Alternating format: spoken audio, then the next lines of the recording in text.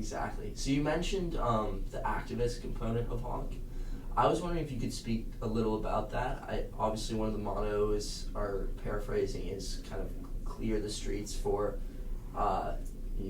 instruments and feet. Yeah. And so how would you define that form of activism, and what HONK is trying to achieve?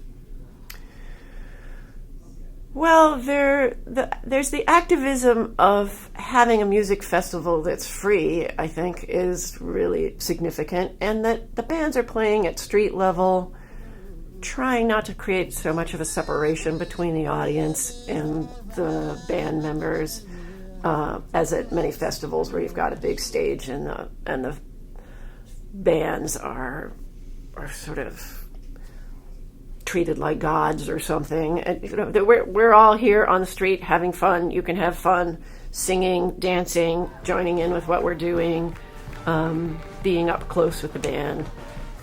I love that part of it, and that is a political statement in and of itself, but the explicit activism of the bands is that they are political in that when they're at some points during the festival there's activism going on, but when they're home, a lot of the purpose of the bands is to play at protests, to play for nonprofits, to do good community work, and not to be trying to make money as a band.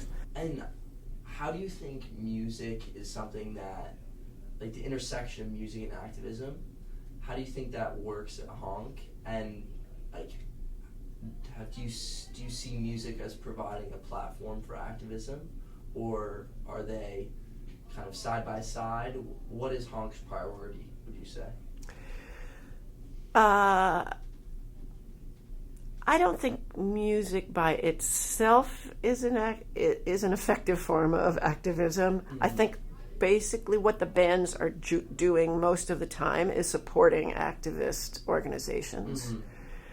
Mm-hmm. So, for example, if Extinction Rebellion is doing an event, if there's a band there, it both attracts more attention from people around to hear the sound of the band, and it keeps the spirits up of the people who are in the protest, I think.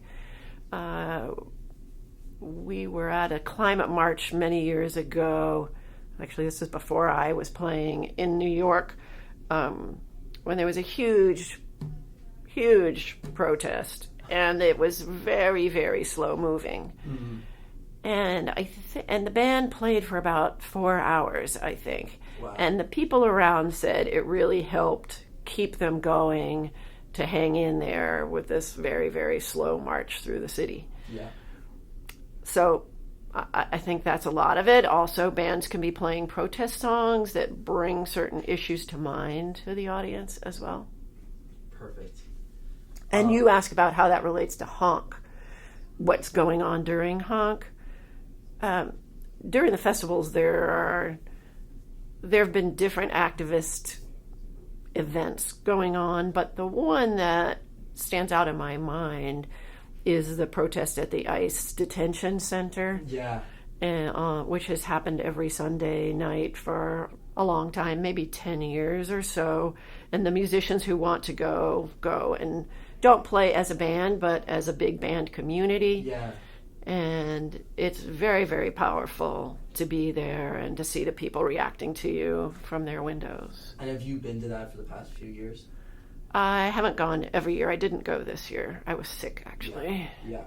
What was interesting about that situation, right, is so much of HONK is the breakdown of barriers and the ability of attendees, just citizens of Cambridge and Somerville, to just hop into the festival.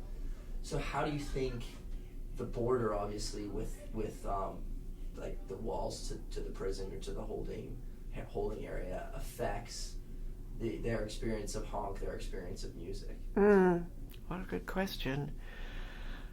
It is hard, and we're struggling to make sure we're loud enough. I think I've been there with smaller groups, and it is hard to make sure that you're loud enough. But when we're there with 100 people, probably there's not such a problem. But they're clearly hearing the music. You can see them dancing in the windows. So in that way, it inspires that same dancing and probably happiness just often the music makes you happy. They sometimes put messages up in their windows so they can communicate back to us that way. But it's certainly much more of a divide than through most of the festival. Yeah. Do you think like